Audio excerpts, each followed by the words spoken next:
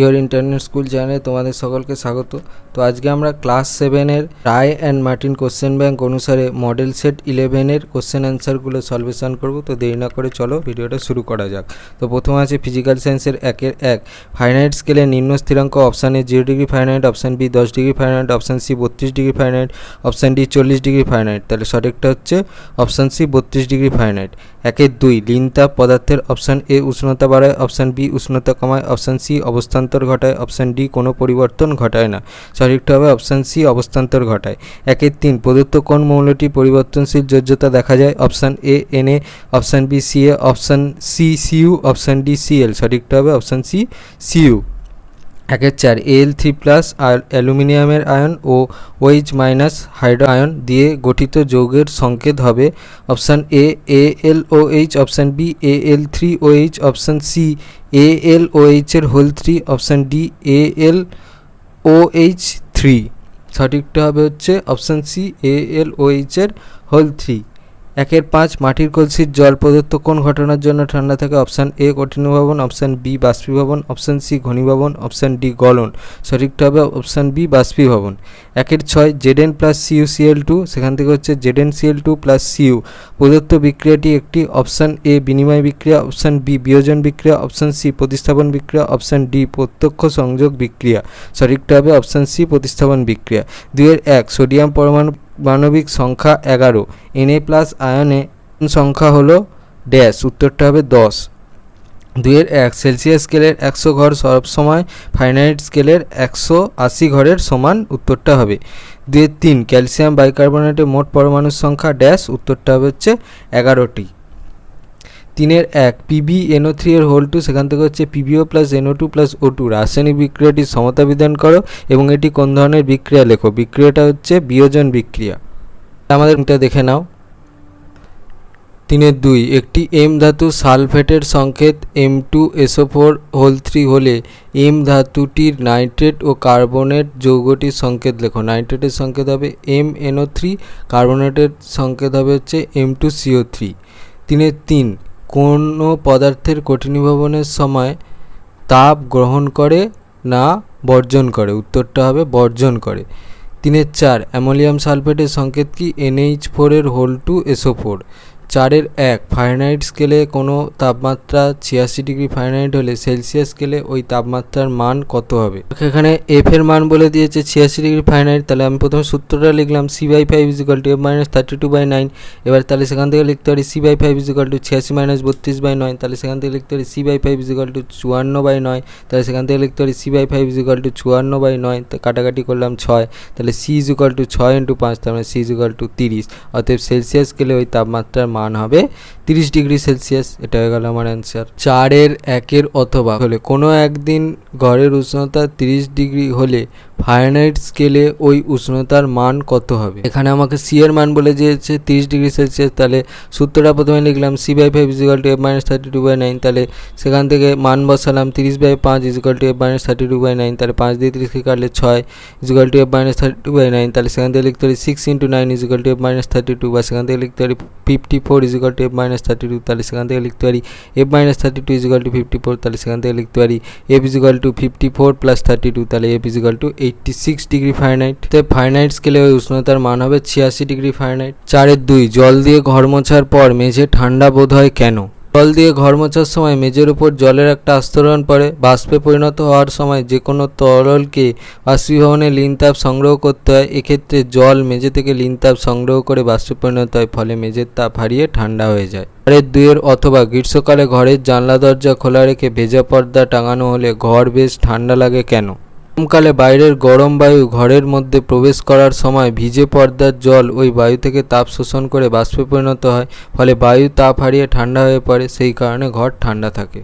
4-3 বরফ গরমে লিন তাপ 80 ক্যালোরি পার গ্রাম বলতে কি বোঝায়?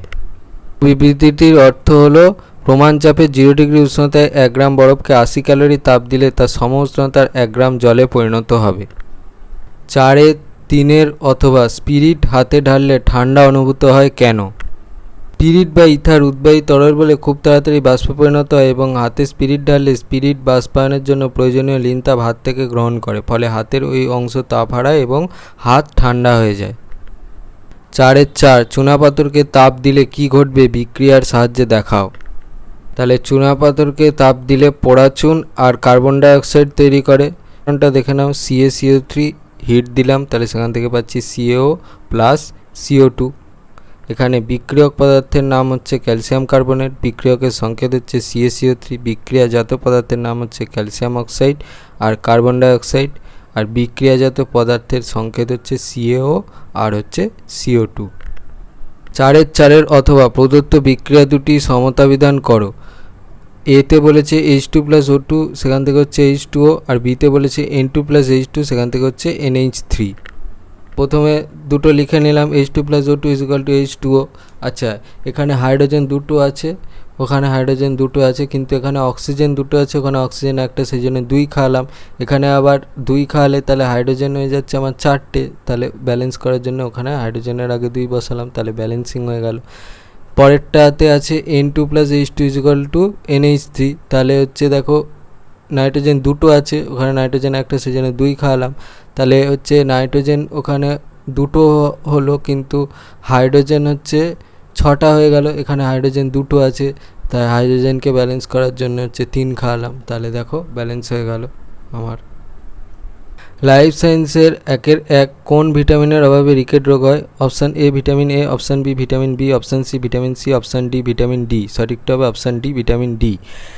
2 চুল ও নখে কোন প্রোটিন থাকে? Option A actin, option B keratin, option C collagen, option D fibrinogen. সঠিকটা হবে অপশান বি কেরাটিন। 3 বেরি রোগটির জন্য দায়ী ভিটামিনটি হলো? Option A vitamin D, option B vitamin B complex, option C vitamin C, option D vitamin A. সঠিকটা হচ্ছে option B vitamin B complex. 2 একটি উদ্ভিজ্জ রাসায়নিকের নাম হলো ড্যাশ, উত্তরটা হবে হচ্ছে সেলুলোজ। 2 জলে দ্রাব্য একটি ভিটামিন হলো ড্যাশ, উত্তরটা হবে সি। 3 1 বছরের কম বয়স্ক শিশুদের মধ্যে প্রোটিন ও শক্তির অভাবজনিত রোগটির নাম হলো ড্যাশ, উত্তরটা হবে ম্যারাসমাস। 3 প্রোটিন জাতীয় খাদ্যের একটি কাজ লেখো। প্রোটিন দেহের বৃদ্ধি, ক্ষয়পূরণ, কোষ গঠন প্রভৃতি কাজে সাহায্য করে। বিভিন্ন প্রকার উৎসেচক ও বেশ কিছু হরমোন প্রোটিন থেকেই তৈরি হয়। প্রোটিন দেহে তাপশক্তি উৎপাদন করে। প্রতি গ্রাম প্রোটিন দহনে 4.2 কিলোক্যালোরি তাপশক্তি উৎপন্ন হয়। প্রোটিন অপরিহার্য অ্যামিনো অ্যাসিডের যোগান দেয়। প্রোটিন দেহে নাইট্রোজেনের ভারসাম্য বজায় রাখে। 2 কোন মৌলের অভাবে রক্তাল্পতা দেখা যায়? উত্তরটা হবে আয়রন। 1 আইসক্রিমে কি কি ক্ষতিকারক পদার্থ মিশে থাকতে পারে? আইসক্রিমে যে ক্ষতিকারক পদার্থগুলো মিশে থাকতে পারে সেগুলো হচ্ছে কারাজিনান, ব্রোমিনেটেড ভেজিটেবল অয়েল। 2 জলকে গরম করতে প্রচুর তাপের প্রয়োজন। জলের এই ধর্ম জীবদেহে কিভাবে কাজে লাগে? তাহলে জলকে গরম করতে প্রচুর তাপের প্রয়োজন। জীবদেহে জলের ভূমিকা, বাইরের পরিবেশের তাপমাত্রা দ্রুত বদলালেও পাখি, স্তন্যপায়ী জাতীয় প্রাণীদের দেহের তাপমাত্রা নির্দিষ্ট থাকে। 3 প্রক্রিয়াজাত খাদ্য বলতে কী বোঝো? এরূপ খাদ্যের একটি উদাহরণ দাও। সব খাদ্য উপাদান প্রকৃতি থেকে পাওয়া গেলেও তাদের খাদ্য হিসাবে গ্রহণ করার জন্য প্রক্রিয়াকরণের প্রয়োজন হয়, সেগুলোকে প্রক্রিয়াজাত খাদ্য বলে। যেমন ভাত চালকে সেদ্ধ করে উৎপন্ন করা হয়, মুড়ি চিলে ভেজে প্রস্তুত করা হয়, ছানা দুধকে প্রক্রিয়াকরণের মাধ্যমে ছানা উৎপন্ন হয় ইত্যাদি।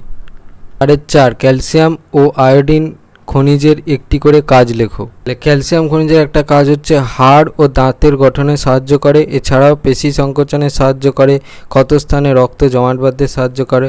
আর আয়োডিনের কাজের উদাহরণ হচ্ছে মানুষের স্বাভাবিক বৃদ্ধি ও বিকাশ ও বুদ্ধি নিয়ন্ত্রণ করে, এছাড়াও মানব মস্তিষ্ক ও স্নায়ুতন্ত্রের স্বাভাবিক বৃদ্ধি ও বিকাশে সাহায্য করে, গ্লাইকোজেনকে গ্লুকোজে পরিণত হতে সাহায্য করে, থাইরয়েড গ্রন্থির স্বাভাবিক কাজ বজায় রাখে ও থাইরক্সিন হরমোন উৎপাদনে সাহায্য করে। এই ভিডিওটা ভালো লেগে থাকে তাহলে ভিডিওটাকে অবশ্যই লাইক করো এবং আমাদের চ্যানেলটাকে অবশ্যই সাবস্ক্রাইব করে দিও।